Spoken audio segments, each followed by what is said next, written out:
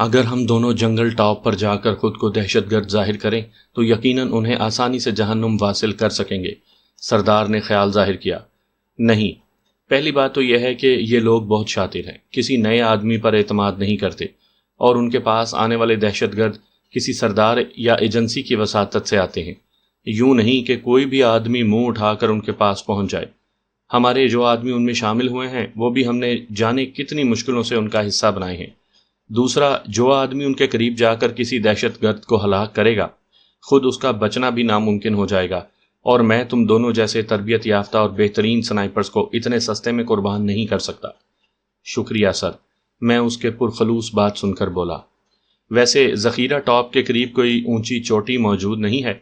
زیڑا کیل سے شمال کی جانب ایک بلند چوٹی وچا نرائے ہے، جس کا ذخیرہ پوسٹ سے ہوائی فاصلہ 1.5 کلومیٹر سے کچھ زیادہ ہی ہے، لیکن وہ ایسی جگہ ہے جہاں فوج پوسٹ نہیں بنا سکتی، کیونکہ ایک تو پانی کا نزدیک ترین چشمہ بھی اس سے اتنی دور ہے کہ روزمرہ ضروریات کا پانی وہاں تک پہنچانا نہایت مشکل ہوتا ہے۔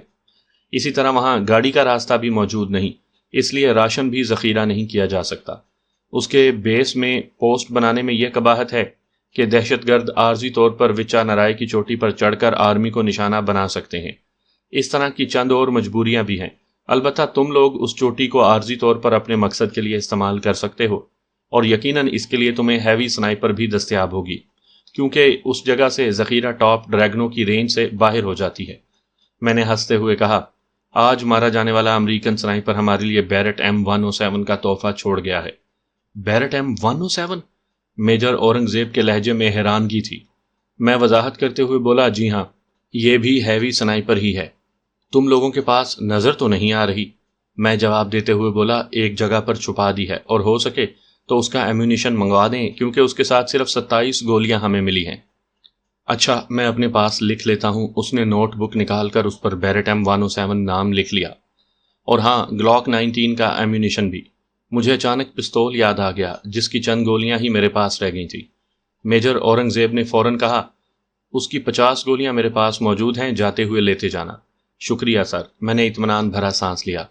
میرا خیال ہے کہ یہ گھڑی بھی تمہیں امریکن سنائپر ہی سے ہاتھ لگی ہے۔ اس نے میری کلائی پر بندھی گھڑی کی طرف اشارہ کیا۔ جی سر، میں نے اس بات میں سر ہلایا۔ اگر پسند ہے تو میں آپ کو دے دیتا ہوں۔ میں ضرور لیتا اگر تمہیں اس کی قیمت معلوم ہوتی اور تب تم یہ پیشکش کرتے، اس نے گویا انکشاف کرتے ہوئے کہا۔ یہ گھڑی پاکستانی کرنسی میں کم از کم 1.5 لاکھ روپے کی ہوگی۔ سر، ابھی چند ماہ پہلے جب ہم امریکہ میں سنائپر کورس کر رہے تھے، اس وقت اس کی قیمت 3000 امریکن ڈالر کے قریب تھی۔ آپ نے تو اس کی قیمت آدھے سے بھی گھٹا دی ہے۔ میری بات سن کر اس کے چہرے پر خفت بھرے تاثرات نمودار ہوئے۔ معذرت خواہ ہوں، میں نے محتاط اندازے کے مطابق کہا تھا۔ کوئی بات نہیں سر، یہ لیں۔ میں نے گھڑی کلائی سے اتار کر اس کی جانب بڑھائی۔ میرا خیال ہے اپنے الفاظ کا پاس آپ ضرور رکھیں گے۔ کن الفاظ کا؟ اس نے حیرانی سے پوچھا۔ یہی کہ اگر مجھے اس گھڑی کی قیمت معلوم ہوتی اور میں تب بھی آپ کو تحفہ دینا چاہتا تو آپ ضرور قبول کرتے۔ وہ پھیکی مسکراہٹ سے بولا، میں نے سوچا شاید تم ناواقفیت کی بنا پر مجھے دے رہے تھے۔ نہیں، میں اس لیے آپ کو دے رہا تھا کہ آپ کے ہاتھ پر یہ اپنی پہچان کرا سکے گی۔ ہم جیسے اگر اتنی قیمتی گھڑی باندھ لیں تو دیکھنے والے اسے نقل ہی سمجھتے ہیں۔ شکریہ ذیشان۔ اس مرتبہ وہ گھڑی میرے ہاتھ سے لے کر اپنی کلائی پر باندھنے لگے۔ میں نے جیب سے اپنی پرانی گھڑی نکال کر کلائی پر باندھ لی تھی۔ اچھا، ہم ذخیرہ ٹاپ کی بات کر رہے تھے۔ میجر اورنگزیب نے گفتگو کا رخ دوبارہ ہمارے مشن کی طرف موڑا۔ سر، اتنی دور سے ہمیں پہچان کیسے ہوگی کہ فلاں شخص ذوالجدین یا مرشد ہے؟ میں نے کافی دیر سے ذہن میں کل بلاتے سوال کو الفاظ کی صورت میں ڈھالا۔ اچھا سوال ہے، اس نے اس بات میں سر ہلاتے ہوئے میرے سوال کو پسندیدگی کی صنعت سے نوازا۔ ذخیرہ ٹاپ سے ہماری پوسٹ ای بلاک اور شاہ جہاں شہید پوسٹ پر زیادہ فائر آتا ہے۔ مذکورہ دونوں پوسٹوں پر کوئی آدمی آڑ لیے بغیر حرکت بھی نہیں کر سکتا، اور ذخیرہ ٹاپ میں ان سنائپرز ہی کی وجہ سے ان دونوں پوسٹوں پر ایک مورچے سے دوسرے مورچے تک کے لیے فائری خندقیں کھودی گئی ہیں۔ اب ہوگا یہ کہ وہ ہمیں اپنا منصوبہ بتانے لگا۔ اس کی بات ختم ہوتے ہی ہم دونوں نے بیک زبان کہا، سمجھ گئے سر۔ گڈ، اس نے اطمینان بھرے لہجے میں کہا، اور پھر مزید معلومات ہمارے گوش گزار کرنے لگا۔ ہم صبح کی نماز پڑھ کر ہی سو پائے تھے۔ اگلے دن شام کا کھانا کھا کر ہمیں رخصت کرتے وقت میجر اورنگزیب نے کہا، میں اگلے 10 دن یہی ہوں، اس کے بعد شاید میں وانہ چلا جاؤں، لیکن کسی نہ کسی کی وساطت سے تمہیں میرے احکام اور ہدایات ملتی رہیں گی۔ ٹھیک ہے سر، یہ کہہ کر ہم نے اسے الوداعی معانقہ کیا اور وہاں سے روانہ ہو گئے۔ سامعین کرام، آپ سن رہے ہیں ایک دلچسپ اردو جاسوسی کہانی جس کا نام ہے سنائپر۔ اس کہانی کے مصنف ہیں ریاض عاقب کوہلر، اور یہ اس سلسلے کی قسط نمبر 11 ہے۔ مجھے امید ہے آپ کو میری یہ کاوش پسند آ رہی ہوگی۔ آپ نے اگر ابھی تک میرا چینل کہانی گھر سبسکرائب نہیں کیا تو ابھی میرے چینل کو سبسکرائب کر کے بیل نوٹیفیکیشن آن کر لیجئے تاکہ آنے والی ہر نئی کہانی کی اطلاع بر وقت آپ تک پہنچ سکے۔ ڈی بلاک سے لگی نرائے کا زمینی فاصلہ 1500 کلومیٹر سے زیادہ بن رہا تھا۔ ہم نے وہاں سے لگی نرائے ہی کا رخ کیا تھا کیونکہ اس کے دامن میں ہم نے بیرٹ M107 چھپائی ہوئی تھی۔ اس کے بغیر تو وچا نرائے سے ذخیرہ ٹاپ پر فائر کرنا ناممکن تھا۔ صبح کے 3 بج رہے تھے جب ہم وہاں پہنچے۔ وہاں رکے بغیر ہم نے بیرٹ M107 لی اور وہیں سے وچا نرائے کی طرف بڑھ گئے۔ ڈریگنو رائفل بھی میں نے وہاں نہیں چھوڑی تھی کیونکہ بیرٹ M107 سے فائر کرنے کے بعد اس کو میں نے کہیں چھپا دینا تھا۔ یہ رائفل ہمیں کسی خاص موقع ہی پر ضرورت پڑنی تھی، ورنہ ڈریگنو کی رینج میرے لیے کافی تھی۔ یوں بھی اس کا وزن ڈریگنو سے کافی زیادہ تھا اور اتنی وزنی رائفل کو ہر وقت ساتھ پھرانا آسان کام نہیں تھا، جبکہ اس کی ضرورت بھی کبھی کبھی پڑنا ہو۔ طلوع آفتاب تک ہم وچا نرائے کے دامن میں پہنچ چکے تھے۔ ایک مناسب غار ڈھونڈ کر ہم نے اپنا سامان وہیں رکھا۔ سردی اتنی زیادہ نہیں تھی کہ ہمیں آگ جلانے کی ضرورت پڑتی۔ یوں بھی اپریل کا مہینہ ختم ہونے کو تھا۔ بلندی پر البتہ اچھی خاصی سردی پڑ رہی تھی، خاص کر تیز ہوا سردی کی شدت کو بڑھا دیتی تھی۔ نومبر میں دسمبر میں تو برف باری بھی شروع ہو جاتی ہے۔ سردار کو آرام کرنے کا کہہ کر میں بیرٹ M107 کو بیگ سے نکال کر جوڑنے لگا۔ رائفل کو مکمل جوڑ کر میں غار کے دہانے پر آ گیا۔ غار کے سامنے کافی گھنے درخت تھے۔ درختوں کے ساتھ ایک چھوٹی سی ٹیکری پر لیٹ کر میں نے 500 میٹر کے فاصلے پر ایک چھوٹا سا پتھر چنا اور مطلوبہ رینج لگا کر ایک گولی فائر کر دی۔ اعلیٰ کوالٹی کے سائلنسر کی وجہ سے ہلکی سی ٹھک کی آواز آئی تھی۔ وہ پتھر 2-3 ٹکڑوں میں بٹ کر بکھر گیا۔ ہر سنائپر اپنی رائفل کی صفر کاری اپنے طریقے سے کیا کرتا ہے۔ صفر کاری کا مطلب ہے رائفل کو درست نشانہ لگانے کے لیے جانچنا، اور ضروری نہیں کہ ایک سنائپر کی صفر کی ہوئی رائفل سے دوسرا سنائپر بھی درست نشانہ لگا پائے، کیونکہ ہر انسان کی ماسٹر آئی مختلف ہوتی ہے۔ اس کے باوجود امریکن سنائپر کی صفر کی ہوئی رائفل حیرت انگیز طور پر میرے مزاج کے موافق رہی تھی۔ بہت سے سامعین کو تو شاید یہ بھی معلوم نہ ہو کہ ماسٹر آئی ہوتی کیا ہے۔ فائر کرتے وقت ہر شخص کو ایک آنکھ بند کر کے فائر کرنا پڑتا ہے، اور درست فائر کے لیے ضروری ہے کہ ہر فائرر اپنی ماسٹر آئی کھول کر فائر کرے۔ گو ضرورت تو نہیں، لیکن سامعین کی معلومات کے لیے ماسٹر آئی معلوم کرنے کا طریقہ بتا دیتا ہوں۔ اپنا بایاں بازو مکمل کھول کر اپنی شہادت کی انگلی کھڑی کریں۔ اپنی دونوں آنکھیں کھلی رکھتے ہوئے اس انگلی سے کسی بھی نشان پر شست لیں۔ اب باری باری اپنی دونوں آنکھیں بند کر کے دیکھیں کہ کس آنکھ کو کھلا رکھتے ہوئے اس نشان پر شست برقرار رہتی ہے۔ بس وہی آپ کی ماسٹر آئی ہے۔ ایک گولی 1000 میٹر کے فاصلے پر فائر کر کے میں نے رائفل کے صفر ہونے کا یقین کیا اور واپس غار میں پلٹ آیا۔ بیگ کھول کر سامان کا جائزہ لیتے ہوئے میں بے اختیار اپنا سر پیٹنے لگا۔ اس میں رکھی NSV-80 کلپ آن نائٹ ویژن سائٹ میرا منہ چڑھا رہی تھی۔ 2-3 دن پہلے زیڑا کیل پر اگر یہ سائٹ ہم استعمال کرتے تو روشن خان پارٹی کے کئی بندوں کو نشانہ بنا سکتے تھے۔ حالانکہ امریکن سنائپر سے سامان قبضہ کرتے وقت میں نے اچھی طرح NSV-80 کلپ آن نائٹ ویژن سائٹ کو دیکھا تھا، لیکن جب ضرورت پڑی اس وقت یہ سائٹ ذہن ہی سے نکل گئی تھی۔ یہ ایک بہترین سائٹ ہے اور سنائپر رائفل پر لگا کر اس سے رات کے اندھیرے میں بھی فائر کیا جا سکتا ہے۔ بہرحال جو بے وقوفی ہونا تھی وہ تو ہو چکی تھی، اس پر ماتم کرنے کا کوئی فائدہ نہیں تھا۔ غار کے ٹھنڈے فرش پر پاؤں پسار کر میں نے اپنے سفری تھیلے سے چنوں کے بنے ہوئے غذائیت سے بھرپور بسکٹس نکال کر کھانا شروع کر دیے۔ بسکٹ کھا کر میں نے غار سے باہر جا کر خشک لکڑیاں اکٹھی کی اور آگ جلا کر چائے بنانے لگا۔ سردار اپنی مرضی سے دوپہر کو 12 بجے اٹھ گیا تھا۔ اس کے بستر سے نکلتے ہی میں لیٹ گیا۔ تھکاوٹ سے یوں بھی آنکھیں بند ہو رہی تھیں۔ سردار کی آواز دینے پر آنکھ کھلی تو شام کا ملگجا اندھیرا چھا چکا تھا۔ رات کے وقت وچا نرائے کی بلندی طے کرنے کا کوئی فائدہ نہیں تھا۔ یہ کام اگلے دن پر اٹھا کر ہم نے وہ رات بھی اسی غار میں گزاری۔ صبح سویرے ہم بالکل تازہ دم تھے۔ چائے پی کر ہم نے وچا نرائے کی چڑھائی پر قدم رکھ دیے۔ ذخیرہ ٹاپ سے اس کی بلندی ذرا ہی کم تھی، لیکن اس کی چڑھائی نہایت دشوار گزار اور خطرناک تھی۔ مسلسل اوپر چڑھتے ہوئے ہمیں 2 گھنٹے لگ گئے تھے۔ وچا نرائے کی چوٹی ایسی تھی کہ وہاں رہائش نہیں بنائی جا سکتی تھی۔ اس جگہ ہوا بھی خاصی تیز چل رہی تھی، ایک پتھریلی چٹان سے ٹیک لگا کر ہم سستانے لگے۔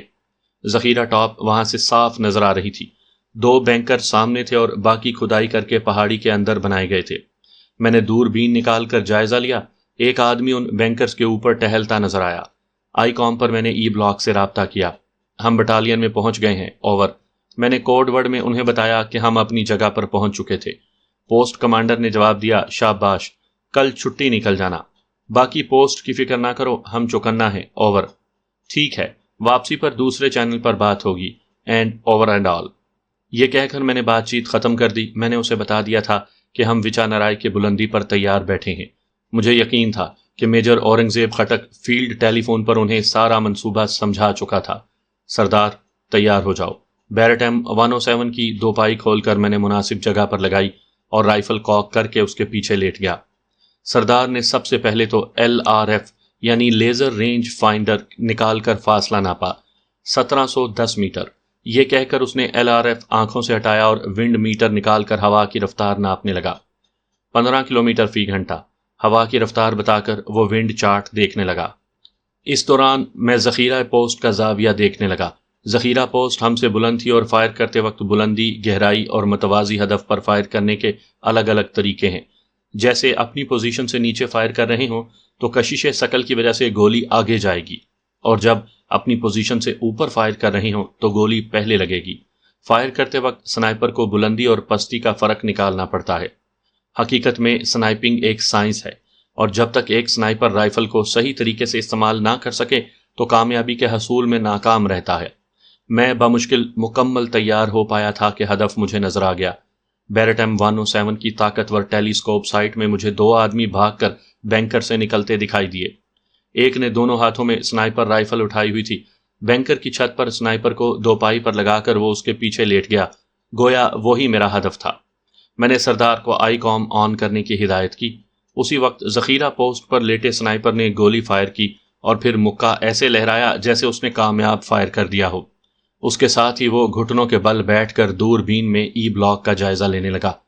3، 2، 1 میں نے آہستہ سے دہرایا اور 1 سیکنڈ انتظار کر کے ٹریگر دبا دیا، جبکہ سردار نے وہی ہن سے آئی کام پر دہراتے ہوئے ایک کے بعد فائر کہا۔ اس کے ساتھ ہی ای بلاک کی طرف سے 12.7 mm کا برسٹ چلایا گیا۔ مذکورہ سنائپر سر کے بائیں جانب میری گولی کھا کر پشت کے بل گرا تھا۔ ذخیرہ ٹاپ وچا نرائے سے شمال کی سمت میں واقع تھی، جبکہ ای بلاک ذخیرہ ٹاپ سے مغرب کی جانب تھا۔ مذکورہ سنائپر کا رخ ای بلاک کی طرف ہونے کی وجہ سے اس کے بائیں جانب میری طرف تھی۔ ای بلاک سے 12.7 کا فائر کروانے کا یہی مقصد تھا کہ دہشت گردوں کا دھیان وچا نرائے کی طرف نہ آئے اور وہ اپنے سنائپر کی ہلاکت کی وجہ 12.7 کا فائر ہی سمجھیں۔ یہ علیحدہ بات کہ ذرا سا غور کرنے پر وہ حقیقت کی تہہ تک پہنچ سکتے تھے۔ سردار خوشی سے چہکا، راجہ صاحب، تمہارے فائر کی تعریف کیے بنا رہا نہیں جاتا۔ شکریہ یار۔ یہ کہہ کر میں نے ٹیلی اسکوپ کے عدسے سے آنکھ پیچھے ہٹا لی۔ وہ اپنے ساتھی کی لاش لے کر نیچے اتر گئے تھے۔ Control for E block over. سردار سے آئی کام لے کر میں ای بلاک کو پکارنے لگا۔ ای بلاک فار کنٹرول، ہمارا ایک آدمی سنائپر کی گولی سے شہید ہو گیا ہے، اوور۔ ہمیں تو 12.7 mm کے فائر کی آواز سنائی دی تھی، اوور۔ 12.7 mm سے جوابی فائر ہم نے کیا ہے، اوور۔ ٹھیک ہے، محتاط رہو، ایک ہی سنتری کو گولی لگی ہے، دوسرے کو نہیں، اوور۔ میں نے کوڈ ورڈ میں بتا دیا کہ ایک سنائپر کو میں کامیابی سے نشانہ بنا چکا ہوں۔ ٹھیک ہے سر، ہم فی الحال شہید ہونے والے کی لاش کو اگلی پوسٹ تک پہنچانے کا بندوبست کرتے ہیں، اوور۔ کل تک خدا حافظ، اوور اینڈ آل۔ میں نے اسے بتا دیا کہ اگلی کاروائی کل ہوگی۔ چونکہ آئی کام وغیرہ پر گفتگو بالکل محفوظ نہیں تھی اور ہر وقت کسی اور کے سننے کا خدشہ رہتا ہے، اس لیے ہم نے ساری گفتگو یوں کی کہ کوئی اگر سن بھی رہا ہو تو وہ یہی سمجھے کہ آرمی کا آدمی دہشت گردوں کی گولی کا نشانہ بن چکا ہے، حالانکہ حقیقت میں ایسا کچھ نہیں تھا۔ انہوں نے کپڑوں اور روئی وغیرہ سے انسان کے اوپری جسم کا پتلا بنایا ہوا تھا، یوں کہ اسے مکمل سنتری کا روپ دیا گیا تھا۔ کمر سے نیچے ایک ڈنڈا باندھ کر ایک آدمی اس ڈنڈے کو پکڑ کر فائری خندق میں چھپ کر اس پتلے کو یوں دائیں بائیں حرکت دینے لگا جیسے کوئی سنتری چھت پر ٹہل رہا ہو۔ یہ ہم نے چارے کے طور پر کیا تھا، کیونکہ اس سے پہلے بھی یہی ہوتا تھا کہ جو ہی کوئی فوجی سامنے نظر آتا، ذخیرہ ٹاپ سے فوراً سنائپر کا فائر آ جاتا۔ ہماری چال کامیاب رہی تھی۔ فوجی کو چھت پر ٹہلتے دیکھ کر ذوالجدین یا مرشد دونوں میں سے کوئی ایک فوراً اسے شکار کرنے کو بھاگا یوں مجھے آسانی سے پتہ چل گیا کہ وہاں پر سنائپر کون ہے۔ اس کے علاوہ اتنی دور سے تو کسی کی پہچان مشکل تھی۔ ہم اپنا سامان سمیٹ کر بلندی سے تھوڑا نیچے اترے۔ درختوں کے جھنڈ کے درمیان ہم رات گزارنے کی جگہ بنانے لگے۔ گو اترے تو ہم جنوب کی طرف سے تھے، لیکن رات گزارنے کی مناسب جگہ ہمیں شمال کی جانب ملی تھی۔ جگہ بنا کر میں آئی کام سے چھیڑ خانی کرنے لگا۔ مختلف چینل تبدیل کر کے میں دشمن کی بات سننے کی کوشش کرنے لگا۔ ایک چینل پر روشن خان کی مدھم آواز سنائی دی، لیکن وہ جس آدمی سے بات کر رہا تھا اس کی آواز نہیں آ رہی تھی۔ روزمرہ کی چند باتیں کرنے کے بعد اس کی آواز بھی غائب ہو گئی۔ ایک دو چینلز پر کوئی عام آدمی ایک دوسرے سے گفتگو کرتے نظر آئے۔ چونکہ موبائل فون اس علاقے میں کام نہیں کرتا، اس لیے عام لوگ بھی آئی کام کو رابطے کے ذریعے کے طور پر کام میں لاتے ہیں۔ گو اس کی رینج اتنی زیادہ نہیں ہوتی، لیکن چند کلومیٹر کے فاصلے پر بات ہو جانا بھی غنیمت ہی ہوتا ہے، کہ پہاڑی علاقے میں تو چند کلومیٹر کا فاصلہ طے کرنا بھی مشکل ہو جاتا ہے۔ میں زیادہ دیر اس شغل کو جاری نہ رکھ سکا، یوں بھی خواہ آئی کام کی بیٹری کو استعمال کرنا مناسب نہیں تھا۔ رات کو ہم نے آگ جلائے رکھی تھی۔ اگلے دن 11:30 بجے کے قریب ہم دوبارہ بلندی کے سفر پر روانہ ہوئے۔ واپسی کے لیے ہم نے وہی راستہ استعمال کیا جس سے ہم نیچے اترے تھے۔ اپنی جگہ پر ہم پہنچنے ہی والے تھے کہ شوں کی آواز کے ساتھ ایک گولی میرے کافی قریب سے گزرتی ہوئی ہمارے عقب میں موجود چٹان سے ٹکرائی۔ میں نے لیٹنے میں دیر نہیں لگائی تھی۔ گولی کے پتھر سے ٹکرانے کی آواز سردار بھی سن چکا تھا۔ وہ بھی فوراً زمین بوس ہو گیا۔ بال بال بچے ہیں راجہ صاحب، سردار اطمینان بھرا سانس لیتے ہوئے بولا۔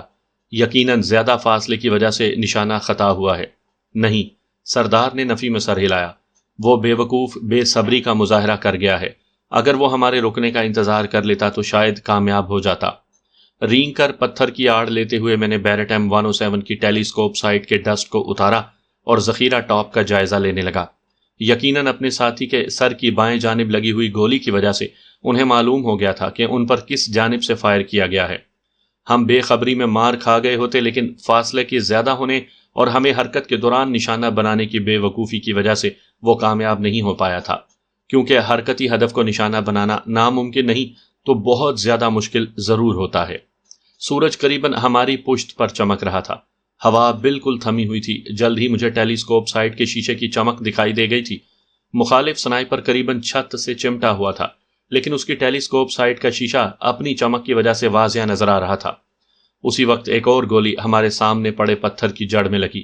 میری رائفل کی ٹیلیسکوپ سائٹ پر ابھی تک گزشتہ کل والی ایلیویشن اور ڈیفلیکشن لگی ہوئی تھی۔ کل چونکہ کافی ہوا چل رہی تھی، اس لیے میں نے ڈیفلیکشن نوب کو ونڈ چارٹ کی ریڈنگ کے مطابق گھما دیا تھا۔ آج ہوا ساکن تھی، میں نے فوراً ڈیفلیکشن نوب کو گھما کر صفر ریڈنگ پر لگایا اور دشمن کی ٹیلیسکوپ سائٹ کے عدسے پر شست باندھ لی، کیونکہ ٹیلیسکوپ کے آئی گلاس پر لازماً سنائپر کی آنکھ نے ہونا تھا۔ سانس روکتے ہوئے میں نے ٹریگر دبا دیا۔ سردار نے آنکھوں سے دوربین لگائی ہوئی تھی۔ گولی کی ٹھک ہوتے ہی اس نے کہا، لیں جی راجہ صاحب، مشن مکمل۔ دوسرا سنائپر بھی گیا جان سے۔ اس غریب کو پتا ہوتا کہ اسرائیل ثانی کا شاگرد اسرائیل ثالث مقابلے میں ہے تو یقیناً ٹکر نہ لیتا۔ مجھے اس کی بات پر ہنسی چھوٹ گئی تھی۔ میں صحیح کہہ رہا ہوں یار، ٹیلیسکوپ سائٹ کے عدسے سے گولی گزارنا شاید استاد عمر دراز کے لیے بھی ممکن نہ ہو۔ نہیں، میں نے فوراً نفی میں سر ہلایا۔ استاد جی کا فائر مجھ سے کئی گنا بہتر ہے۔ چلو ای بلاک کو تو خوشخبری سنا دیں۔ اس نے آئی کام آن کیا اور مطلوبہ چینل کے لیے بٹن دبا دیا۔ ابھی تک وہ مطلوبہ چینل تک نہیں پہنچا تھا کہ ایک چینل پر روشن خان کی منحوس آواز سنائی دینے لگی۔ اس کی صاف اور واضح آواز سنتے ہی میں نے فوراً کہا، سردار ٹھہرو، اس کی بات سننے دو۔ ای بلاک کو بعد میں بھی اطلاع دی جا سکتی ہے۔ وہ بٹن دبا چکا تھا۔ میری بات پر دوبارہ روشن خان والا چینل لگا دیا۔ آج کسی کی غلطی معاف نہیں ہوگی، اس لیے احتیاط سے کام لینا۔ وہ دونوں دن کی روشنی میں کہیں حرکت نہیں کر سکتے۔ ہم تیار ہیں کمانڈر۔ ہم بھی ہم بھی ہم بھی ہم بھی مختلف آدمی وقفے سے اپنے اپنے تیار ہونے کا اعلان کرتے گئے۔ سردار، تم نے وہی سنا جو مجھے سنائی دیا؟ میں نے دھڑکتے دل کے ساتھ سردار کی طرف دیکھا۔ میری بات کا جواب دیے بغیر اس نے دوربین آنکھوں سے لگائی اور وچا نرائے کے دامن میں پھیلے درختوں کی طرف غور سے دیکھنے لگا۔ اب ہوشیاری سے اوپر کی طرف بڑھو اور خود کو حدی الوسع چھپا کر رکھو۔ ان دونوں میں سے کم از کم ایک ایسا ضرور ہے جس کا نشانہ بے داغ ہے۔ ابھی مجھے ذخیرہ ٹاپ سے خبر ملی ہے کہ مرشد کو آنکھ میں گولی لگی ہے۔ راجہ صاحب، مرنے سے پہلے کون سی دعا پڑھی جاتی ہے؟ دوربین آنکھوں سے ہٹاتے ہوئے سردار نے سنجیدگی سے پوچھا۔ میں نے سر کھجاتے ہوئے جواب دیا، مسلمان تو کلمہ شہادت ہی پڑھتے ہیں۔ تو پڑھ لو بھائی، رات کے اندھیرے میں تو نکل گئے تھے، اب وہ یقیناً نہیں چھوڑیں گے۔ اتنی بھی جلدی کیا ہے، پہلے انہیں تو یاد کرا لیں کلمہ شہادت۔ میں اتنی آسانی سے ہار ماننے کے لیے تیار نہیں تھا۔ یہ بتاؤ تمہارے پاس کتنی گولیاں ہیں؟ کلاشنکوف کی 3 میگزین ہیں، بھری ہوئی ہیں، اور 30 بور کی بھی شاید 30 گولیاں ہی موجود ہوں گی۔ کافی ہیں۔ ڈریگنوں کے بھی قریباً 90 راؤنڈ موجود ہیں۔ 23 گولیاں بیرٹ M107 کی ہیں، گلاک کی بھی 60 سے زیادہ گولیاں موجود ہیں۔ ان کی تعداد بھی تو دیکھو، سردار نے پریشانی بھرے لہجے میں کہا۔ وہ گہرائی میں بھی تو ہیں، تم یوں کرو کہ ڈریگنوں ساتھ لے جاؤ اور عقبی جانب مورچہ لگاؤ۔ میں یہی جگہ سنبھالتا ہوں۔ آئی کام پر چینل 5 پر بات ہوگی، اور یاد رہے کہ ایک گولی بھی ضائع نہ جائے۔ یس باس، زندہ دل پٹھان مزاحیہ انداز میں کہتے ہوئے کھڑا ہو گیا۔ وہ ان آدمیوں میں سے تھا جن کے دل میں مرنے کا بس اتنا ہی خوف ہوتا ہے جتنا کسی کے دل میں کانٹا چبھنے کا۔ میں نے ٹیلی اسکوپ سائٹ پر لگی ایلیویشن میں مناسب تبدیلی کی اور گہرائی میں دیکھنے لگا۔ جلد ہی درختوں کے ایک جھنڈ سے نکل کر 2 آدمی دبے قدموں اوپر کی جانب بڑھتے نظر آئے۔ وہ چونکہ سامنے کی طرف بڑھتے آ رہے تھے، اس لیے مجھے حرکتی ہدف کے لیے لی جانے والی لیڈ لینے کی ضرورت نہیں پڑی تھی۔ ٹریگر دباتے ہی ٹھک کی آواز کے ساتھ دائیں جانب والا آدمی اچھل کر پیچھے گرا۔ بیرٹ کی طاقتور گولی نے اسے کسی طاقتور آدمی کے دھکے کی طرح پیچھے اچھال دیا۔ اس کا ساتھی ایک لمحے کے لیے حیران رہ گیا تھا۔ بغیر گولی کا دھماکہ ہوئے اس کا ساتھی گرا تھا، اور اس کی یہ حیرانی میرے لیے غنیمت ثابت ہوئی۔ صورت سے رائفل کاک کرتے ہوئے میں نے اس کی کھوپڑی پر بھی گولی داغ دی تھی۔ اپنے ساتھی کے پیچھے گرنے کی وجہ سے وہ اس کی جانب رخ کر کے کھڑا تھا۔ میری جانب اس کی پشت تھی۔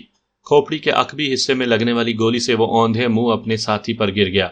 شیر خان اور رضا کو گولی لگی ہے کمانڈر، میرے سامنے آن پڑے ہوئے آئی کام سے کسی نے روشن خان کو پکار کر کہا تھا۔ بتایا تھا احتیاط سے چلو، جواباً روشن خان غصے سے چلایا۔ اچانک مجھے خیال آیا کہ ای بلاک کو تو اطلاع کر دیں تاکہ میجر اورنگزیب خٹک تک ہمارے محاصرے میں پھنسنے کی خبر تو پہنچ جائے، یا مرنے سے پہلے کم از کم انہیں دوسرے سنائپر کے مرنے کی اطلاع ہی پہنچا دیں۔ میں نے فوراً مطلوبہ چینل لگا کر ای بلاک کو کال کرنا شروع کیا۔ SS for E block over. فوراً جواب آیا، E block send your message over. Alpha کو بتا دو کہ ذخیرہ پر موجود دوسرا سنائپر بھی جہنم واصل کر دیا ہے، لیکن اس کے ساتھ ہم خود دہشت گردوں کے گھیرے میں آ گئے ہیں۔ وچانرائے کو 50-60 آدمیوں نے گھیرے میں لیا ہوا ہے، اوور۔ اگلے 2 منٹ میں پیغام پہنچ جائے گا، اوور۔ شکریہ، اوور اینڈ آل کہہ کر میں نے ایک بار چینل 5 لگا کر سردار کی خبر لی کہ اس کی جانب سے مجھے ڈریگنوں کی گولی چلنے کی آواز آئی تھی۔ ایک دشمن کم ہو گیا ہے، سردار کی اطمینان بھری آواز آئی تھی۔ 1 نہیں 3 خان صاحب۔ جانتا ہوں، اس نے مجھے چڑھانے والے انداز میں کہا، اور میں نے فوراً روشن خان والا چینل لگا دیا۔ اس کے ساتھ ہی میں ٹیلی اسکوپ سائٹ میں سامنے پھیلے درختوں کا جائزہ لینے لگا۔ ایک اور بات بھی ہمارے فائدے میں جاتی تھی کہ وچانرائے ٹاپ کے چاروں اطراف تقریباً 150 میٹر کے علاقے میں درخت موجود نہیں تھے۔ یوں کم از کم وہ چھپ کر ہم تک نہیں پہنچ سکتے تھے۔ نیچے ایک درخت کے تنے کے ساتھ مجھے سفید لباس کی جھلک نظر آئی۔ میں نے اپنی شست اسی پر مرکوز کر دی۔ وہ اپنا سر باہر نکال کر جھانکتا اور پھر سر چھپا لیتا۔ میرے دیکھنے کے بعد بھی اس نے 2 دفعہ اسی طرف سے سر باہر نکال کر دیکھا۔ تیسری بار بھی اس نے سر باہر تو نکال لیا تھا، لیکن بیرٹ کی ظالم گولی نے اسے سر واپس لے جانے کا موقع نہیں دیا۔ اسی وقت 2-3 کلاشنکوفیں مسلسل گونجنے لگیں، لیکن ابھی تک میں کلاشنکوف کی رینج سے دور تھا۔ روشن خان سیٹ پر اپنے آدمیوں کو فائر نہ کرنے کا حکم دے رہا تھا۔ روشن خان، کیا حال ہے؟ میں نے اسے غصہ دلانے کے لیے پکارا۔ کون؟ فوراً اس کا جواب موصول ہوا تھا۔ روشن خان، میں تمہیں لکھ کر دیتا ہوں کہ میں تیری دونوں آنکھوں کے درمیان میں گولی ماروں گا۔ بس کوشش یہ کرنا کہ زنانیوں کی طرح سب سے پیچھے نہ چھپے رہنا۔ تمہارے لیے بہتر یہی ہے کہ خود کو ہمارے حوالے کر دو، ورنہ اس وقت تمہیں 50 آدمیوں نے گھیرے میں لیا ہوا ہے۔ ان میں مرنے والے 4 شامل ہیں یا وہ کم کر کے بتا رہے ہو؟ میں نے اسے سلگانے کی کامیاب کوشش کی۔ وہ گالیاں بکنے لگا۔ اس کی لغویات ختم ہوتے ہی میں نے کہا، روشن خان، تمہارے پاس تھوڑا وقت موجود ہے، بہتر ہوگا کہ اپنی وصیت لکھ لے۔ کم از کم اپنی ہونے والی بیوہ کی کو وصیت کرتا جا کہ وہ تمہارے بعد کس سے شادی کرے۔ تم دیکھنا میں تیرے ساتھ کرتا کیا ہوں۔ اس نے ایک بار پھر بکواس شروع کر دی تھی، اور یہی میں چاہتا تھا کہ اسے اتنا غصہ دلاؤں کہ وہ کچھ بہتر سوچنے کے قابل نہ رہے۔ درختوں کی آڑ لے کر تیزی سے اوپر چڑھو، 2 آدمی کتنوں کو روکیں گے؟ اس نے فوراً اپنے آدمیوں کو حکم دیا۔ کمانڈر کا حکم ملتے ہی ان کی حرکت میں تیزی آ گئی تھی۔ اس کے ساتھ ہی مجھے اور سردار کو بھی گولی چلانے کے زیادہ مواقع ملنے لگے تھے۔ میں نے مزید 5 پر ٹریگر دبایا، اور میری ایک گولی بھی ضائع نہیں گئی تھی۔ سردار کی جانب سے بھی مجھے 6-7 فائر سنائی دے چکے تھے۔ اس جانب پیش قدمی میں کمی آتے دیکھ کر میں نے بیلٹ اٹھائی اور جھکے جھکے انداز میں اس جگہ سے 15-20 گز مغرب کی جانب لیٹ گیا۔ وہاں سے مجھے پتھر کے پیچھے چھپا سردار بھی نظر آ رہا تھا۔ اچانک ایک ساتھ کئی کلاشن کوفیں گرجنے لگی، شاید وہ تیز فائر کر کے ہمیں مروب کرنا چاہ رہے تھے۔ سردار، مشرق کی جانب کو بھی سنبھالو۔ آئی کام کے بغیر بتانا مجھے آسان لگا تھا۔ سردار ٹھیک ہے کہہ کر جھکے جھکے انداز میں وہاں سے دور ہٹنے لگا۔ 2 منٹ کے بعد میرے کانوں میں اس کی آواز پڑی۔ وہ وچانرائے کی بلند ترین جگہ سے مجھے آواز دے رہا تھا، راجے یہاں آ جاؤ یار، وہاں ہم بالکل کھلے میں ہو جائیں گے، تم آؤ تو صحیح۔ وہ مصر ہوا اور میں رائفل اٹھا کر جھکے جھکے انداز میں چلتا ہوا اس کے قریب پہنچ گیا۔ اوپر جاتے ہی میں خوشی سے اچھل پڑا تھا۔ لگتا تھا کہ کسی نے لائٹ مشین گن کا مورچہ بنانے کے لیے کھدائی کی ہے، کیونکہ وہاں انگریزی کے حروف وی کی صورت میں زمین میں کھدائی ہوئی تھی۔ بے وقوفوں کے سینگ تو نہیں ہوتے نا، میں نے اس گڑھے میں اترتے ہوئے خود کو کوسا۔ پھر بھی کہتے ہیں پٹھانوں میں ذہن نہیں ہوتے۔ سردار نے فخر سے چھاتی چوڑی کی۔ اس جگہ سے ہم چاروں طرف دیکھ بھال کر سکتے تھے۔ میرا خیال ہے ڈریگنو میرے حوالے کرو اور تم کلاشن کوف سے فائر کرو۔ کیا بیرٹ کا ایمیونیشن ختم ہو چکا ہے؟ یہ پوچھتے ہی اس نے ڈریگنو میری جانب بڑھا دی۔ نہیں، لیکن اب وہ نزدیک پہنچ گئے ہیں اور اب آٹومیٹک ہتھیار زیادہ مفید رہے گا۔ میں نے بیرٹ M107 کو گڑھے کی دیوار کے ساتھ کھڑا کر دیا۔ میرا رخ شمال کی جانب تھا اور سردار کا جنوب کی طرف۔ ہم دونوں اپنے سامنے اور دائیں بائیں نظر رکھے ہوئے تھے، اس طرح کہ ہم دونوں کی گردنیں مسلسل گردش میں تھیں۔ روشن پارٹی سے لڑائی شروع ہوئے گھنٹے سے زیادہ وقت بیت گیا تھا۔ میں نے گھڑی دیکھی، 2:30 بج چکے تھے۔ انہیں ہماری پوزیشن بھی نظر آ گئی تھی۔ اب پیش قدمی کرتے ہوئے وہ بہت احتیاط کا مظاہرہ کر رہے تھے۔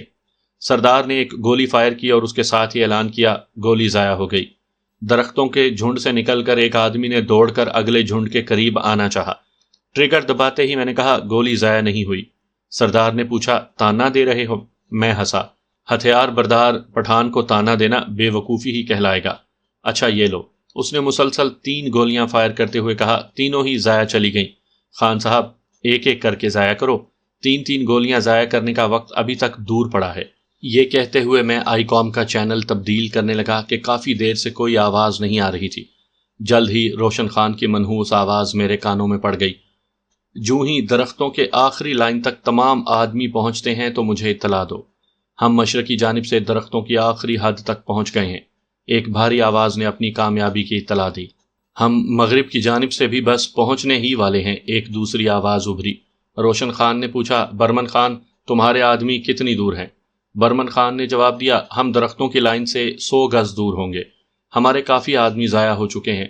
یقیناً وہ شمال کی جانب موجود تھا اور اسی جانب کافی آدمی میری گولیوں کا شکار ہوئے تھے، گویا وہ خود جنوب کی جانب موجود تھا۔ تم اس جانب کو سنبھالو۔ میں نے سردار کے حوالے شمال کی سمت کی اور خود جنوبی طرف ہو گیا۔ اس جانب پتھر زیادہ تھے، اس وجہ سے انہیں درختوں کے ساتھ پتھروں کی آڑ بھی دستیاب تھی۔ مشرقی جانب سے ایک دم 6-7 کلاشن کوفیں گرجیں۔ گولیوں کی بوچھاڑ اس مورچے کی اطراف سے ٹکرانے لگی۔ ہم اپنی جگہ پر دبک گئے تھے۔ سردار نے اپنی کلاشن کوف کی بیرل اس جانب موڑ کر 4-5 گولیاں فائر کر دیں۔ ہم بالکل بھی فائر نہ کرتے تو وہ دلیر ہو کر ہم پر چڑھ دوڑتے۔ ہمیں سب سے زیادہ سہولت بلندی کی وجہ سے تھی۔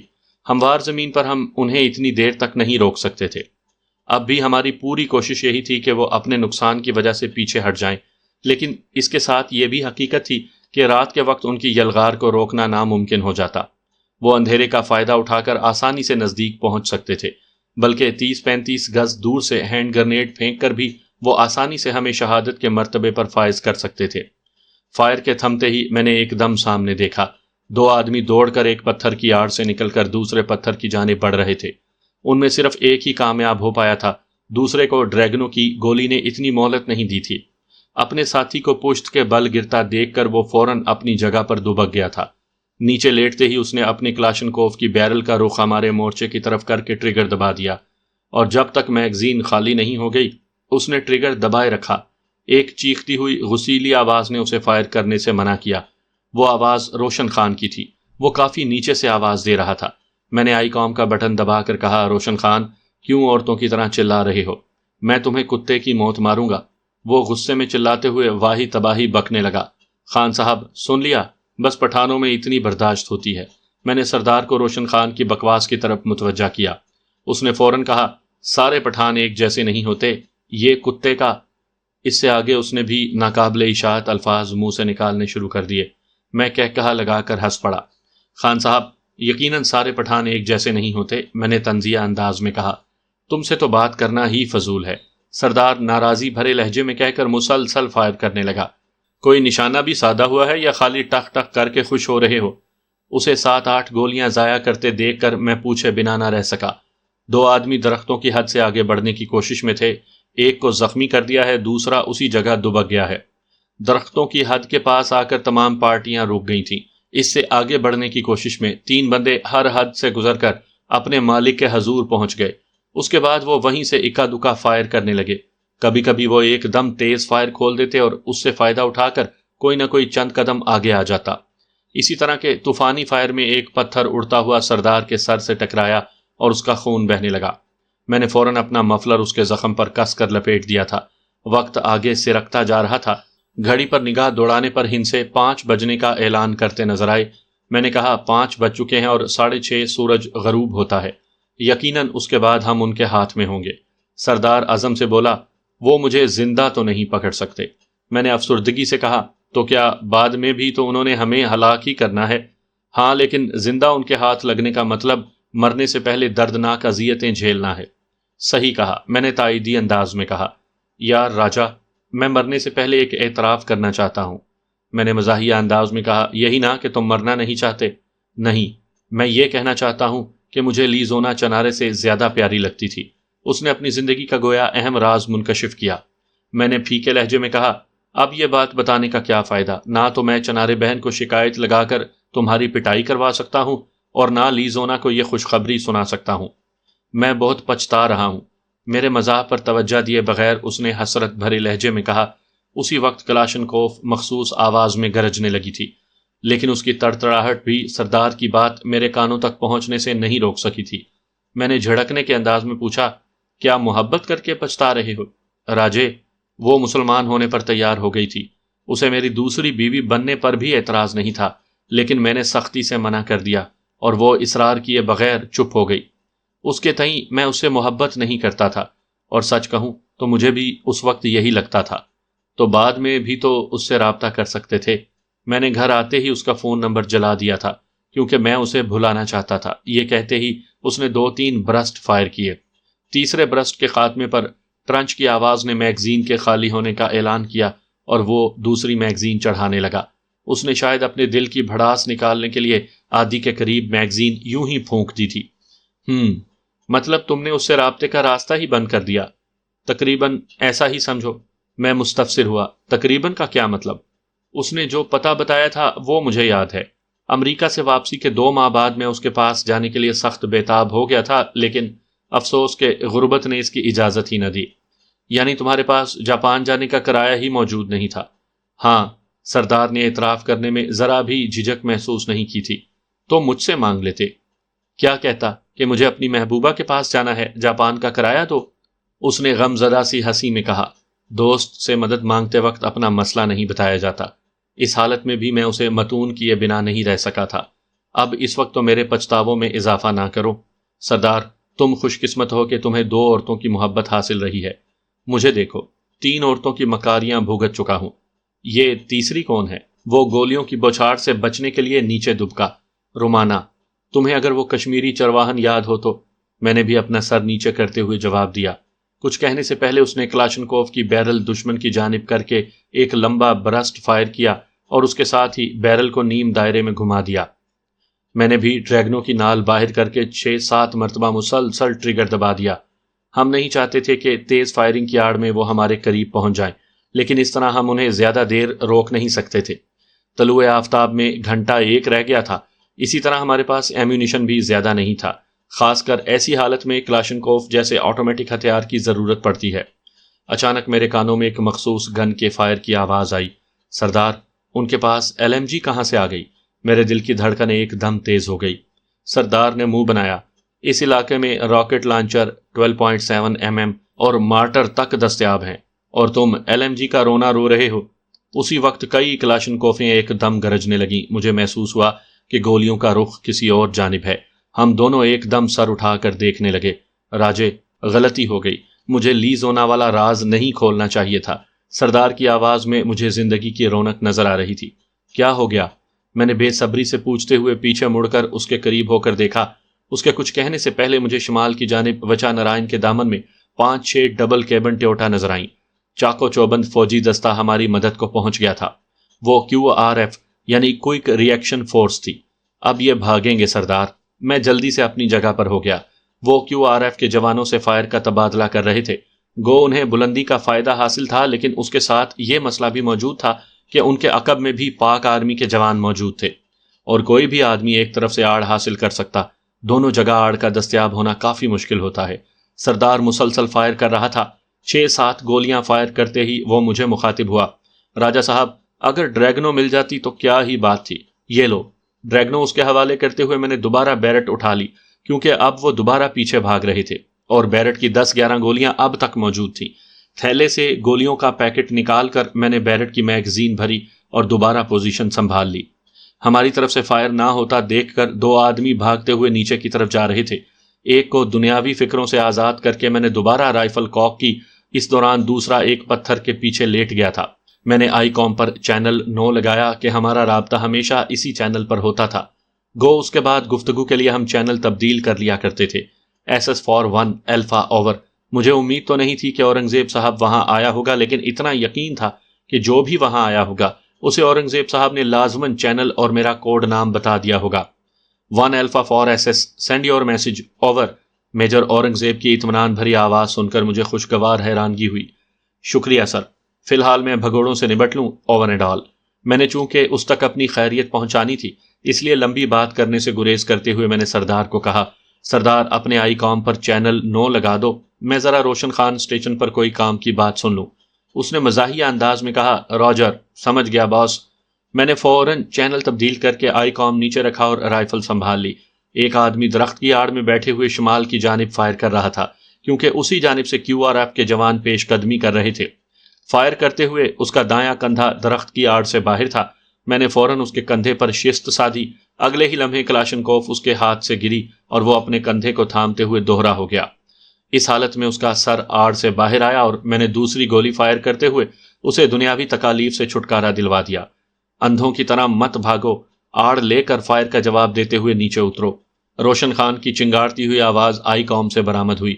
میرے پاس اسے چھیڑنے کا وقت موجود نہیں تھا، کیونکہ میں چاہتا تھا کہ اس کے زیادہ سے زیادہ آدمی ہلاک کر سکوں۔ میری ہدف کی تلاش میں بھٹکتی نظروں کو پتھر کی آڑ میں لیٹے ایک شخص کا پاؤں نظر آیا۔ وہ ظالم 2 پتھروں کے درمیان میں لیٹا تھا۔ نسبتاً بڑا پتھر گہرائی کی جانب تھا۔ میری طرف موجود پتھر کی آڑ میں لیٹنے کی وجہ سے وہ چھپ گیا تھا۔ میں نے فوراً اس کے پاؤں پر شست باندھی۔ ٹریگر دباتے ہی میں نے اسے تڑپ کر سیدھا ہوتے دیکھا۔ یقیناً اس کا آدھا پاؤں قربان ہو چکا تھا۔ 300 گز کے فاصلے پر بیرٹ M107 کی گولی جتنی تباہی مچاتی ہے، اس کا اندازہ ایک تربیت یافتہ سنائپر ہی کر سکتا ہے۔ میرے رائفل کو دوبارہ کاک کرنے سے پہلے وہ اسی پتھر کے پیچھے دبک گیا تھا، لیکن اب وہ وہاں سے حرکت نہیں کر سکتا تھا۔ میں بھی انتظار میں تھا کہ کہیں وہ کھسکے اور میں اسے اس کے مرنے والے ساتھیوں کے پاس پہنچاؤں۔ ناصر خان، کمانڈر روشن خان کو پاؤں میں گولی لگ گئی ہے۔ آئی کام سے ابھرنے والی آواز نے مجھے خوشی سے اچھلنے پر مجبور کر دیا تھا۔ اس کے پاؤں پر پگڑی لپیٹ کر اسے نیچے پہنچاؤ، ناصر خان نے فوراً حکم پاس کیا۔ یقیناً روشن خان کے بعد وہی کمانڈر تھا۔ روشن خان، میں نے کہا تھا نا کہ میں تمہیں نہیں چھوڑوں گا۔ میں نے فوراً آئی کام اٹھا کر روشن خان کو پکارا۔ تم جیسے کتے میرا کچھ نہیں بگاڑ سکتے۔ روشن خان کی آواز میں شامل تکلیف اور غصہ مجھے یہ باور کروانے کے لیے کافی تھا کہ وہ کتنی اذیت سے گزر رہا تھا۔ روشن خان، تم اپنے بدن کے جس حصے کو حرکت دو گے وہ عضو تمہارے بدن کا حصہ نہیں رہے گا۔ اگر شک ہے تو اپنا ایک ہاتھ پتھر کی آڑ سے نکال کر دکھاؤ۔ یہ بات کرتے ہوئے بھی میں نے اپنی شست اسی پتھر پر برقرار رکھی ہوئی تھی۔ اسی وقت ایک آدمی جھکے جھکے انداز میں اس پتھر کے قریب پہنچا۔ یقیناً وہ روشن خان کی مدد کے لیے آیا تھا۔ اس کی بدقسمتی کہ میری ساری توجہ ہی اس پتھر پر مرکوز تھی۔ وہ بمشکل بڑے پتھر کی آڑ سے نکل کر روشن خان تک پہنچ سکا تھا کہ میں نے ٹریگر پریس کر دیا، اور 300 گز کے فاصلے پر بیرٹ M107 کی گولی کا ضائع جانے کا مطلب یہی ہوتا کہ میں فائر ابجد سے بھی واقف نہیں ہوں۔ وہ روشن خان کے اوپر ہی گرا تھا۔ رائفل کاک کر کے میں نے آئی کام اٹھا لیا۔ روشن خان، اب تو یقین آ گیا ہوگا۔ جواباً اس کی کوئی آواز نہیں آئی تھی۔ اسی وقت اس نے لاش کو دور جھٹک دیا۔ ویسے تم معافی مانگ کر اپنی جان بچا سکتے ہو، میں نے اسے غصہ دلایا۔ تمہارا نام کیا ہے جوان؟ روشن خان کی آواز میں شامل بے بسی نے مجھے سکون پہنچایا تھا۔ تم مجھے ایس ایس کہہ سکتے ہو۔ میں آئی کام سیٹ پر اسی نام سے گفتگو کرتا تھا اور یقیناً یہ اسے بھی معلوم تھا۔ ایس ایس، میں معذرت خواہ ہوں، مجھے معاف کر دو۔ روشن خان کی تھکی ہاری آواز سن کر مجھے جھٹکا لگا تھا، لیکن اب تیر کمان سے نکل چکا تھا۔ میں نے خود ہی تو معافی کی شرط پیش کی تھی۔ مجھ سے کوئی جواب نہیں بن پڑا تھا۔ اسی وقت میں نے روشن خان کو پتھر کے عقب سے اٹھتے ہوئے دیکھا۔ وہ کلاشنکوف کو ڈنڈے کی طرح زمین پر ٹیکتے ہوئے اٹھا اور ایک بار اس نے میری جانب نگاہیں اٹھائیں۔ چند لمحے اسی طرف دیکھتا رہا اور پھر مڑ کر جانے لگا۔ وہ میرے نشانے پر تھا۔ کوشش کے باوجود میں ٹریگر نہیں دبا سکا تھا۔ وہ 2 قدم ہی چلا ہوگا کہ بڑے پتھر کے پیچھے سے ایک آدمی نکل کر سہارا دینے کے لیے اس کے قریب ہوا۔ روشن خان کے بچ کر نکل جانے کا غصہ میں نے نئے ظاہر ہونے والے ہدف کی کھوپڑی میں روشن دان کھول کر نکالا تھا۔ معافی صرف تمہیں دی ہے روشن خان، میں نے آئی کام کا بٹن دبا کر غصے بھرے لہجے میں کہا۔ جانتا ہوں۔ روشن خان کی جھلائی ہوئی آواز برآمد ہوئی اور وہ لنگڑاتا ہوا نیچے جانے لگا۔ 10-15 گز نیچے ہی درختوں کا جھنڈ تھا۔ QRF کے جوان شمال کی جانب سے کافی اوپر آ چکے تھے۔ چاروں جانب سے دہشت گرد غائب ہو چکے تھے۔ اس کے باوجود ہم مورچے میں دب کے رہے۔ سورج زرد ہو کر پہاڑوں کے پیچھے غائب ہو رہا تھا۔ اس حالت میں دہشت گردوں کا تعاقب کرنے سے بھی QRF کے جوانوں کو کچھ حاصل ہونے والا نہیں تھا۔ جلد ہی QRF کے جوان ہمارے مورچے کے قریب پہنچ چکے تھے۔ سب سے آگے میجر اورنگزیب خٹک کو دیکھ کر مجھے اس کی دلیری پر یقین آ گیا تھا۔ خطرہ ٹل گیا تھا۔ میں مورچے سے باہر آ کر میجر اورنگزیب کی طرف بڑھ گیا۔ کیسے ہو جوان؟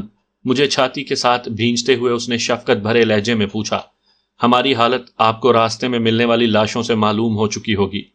مجھے تم دونوں پر فخر ہے، اس نے میری پیٹھ تھپ تھپائی اور تحسین آمیز لہجے میں کہا اور سردار کی جانب بڑھ گیا۔